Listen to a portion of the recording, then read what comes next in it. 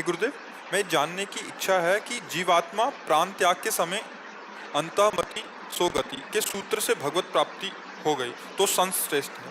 यदि नहीं तो हम भगवान जी से प्रार्थना करके और उपांशु जप करके उसे देने की प्रार्थना करें तो उस जीवात्मा का संकट यमपुरी तक का सहज हो जाता है। हाँ, वो मतलब भगवत प्राप्ति तो नहीं होगी,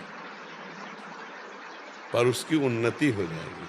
जैसे कोई जीवात्मा शरीर छोड़ा, अपना संबंधी है और उसने पता नहीं अंतिम समय भगवान का स्मरण किया हो कि ना किया हो, तो हम अगर उसके कल्याण के लिए जैसे यहाँ से पिंड दान करते हैं तो उसे पहुंच जाता है ना, ऐसे ही हम यहाँ से जब नाम जप करके उसके लिए संकल्प करें तो नाम जप पहुंच जाएगा, उसको उन्नति होगी।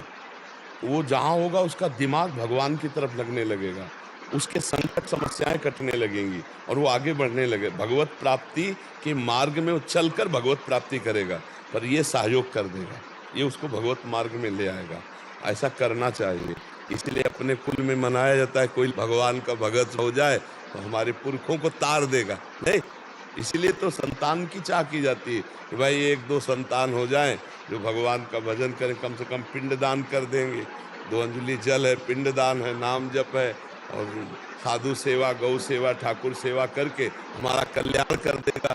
इसीलिए संतान की महिमा है, संतान की महिमा इसीलिए है। तो जैसे हम अपने सरकारी बैंक में जमा पैसे को स्वतंत्र हम किसी को भी ट्रांसफर कर सकते हैं, ऐसे हम भजन पुण्य ये हम किसी भी को दे सकते, अपने बाप दादा पर बाबा किसी को भी दान कर सकते हैं। उनका पक्का कल्याण हो जाएगा, उनका पक्का मंगल हो जाएगा।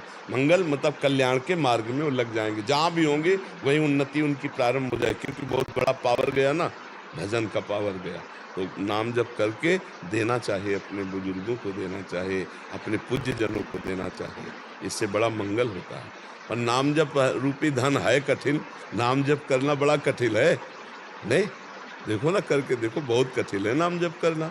हाँ, पर अगर नाम जप करके दे तो बहुत जल्दी लाभ प्राप्त, किसी को भी दे सकते हो। मान लो आपका बेटा है, आप उसको सफल एक समाज सेवी, एक विवेकवान पुरुष बनाना चाहते हो, तो आप भजन करो, बेटे को दो तो उसकी बुद्धि बदलने लगेगी, उसकी बुद्धि, हाँ, ये चमत्कार है। अच्छा देखो, संतों के पास क्यों जाया जाता है? क्योंकि उनके पास भजन बल होता है। वो भजन बल को अपने ऊपर नहीं खर्चा करते, वो भजन को समाज को देते हैं अनजाने में। ऐसे थोड़ी था ये ले कोई रसगुल्ला थोड़ी है। आप आयो तो दर्शन मात्र से दरस परस अगनास बास निज संग करो दिन, उनका दिन भर का भजन जो रात दिन होता है वो समाज के काम में आता है। तभी तो बोले हमें गए बड़ी शांति मिली, हमें बड़ा लाभ महसूस हुआ, हमारा हृदय बड़ा प्रसन्न, किससे प्रसन्न हुआ? उनका भजन ट्रांसफर होगा। इसीलिए तो संतों को परहित के लिए माना जाता है। जैसे गंगा जी प्रवाहित हो रही केवल परहित के लिए, जैसे वृक्ष है तो परहित के लिए, जैसे भूमि है तो परहित के लिए, ऐसे संत जो है मूर्तिमान परहित का स्वरूप है। साधुन धरा शरीर पर सुख के कारण, दूसरों के सुख के लिए।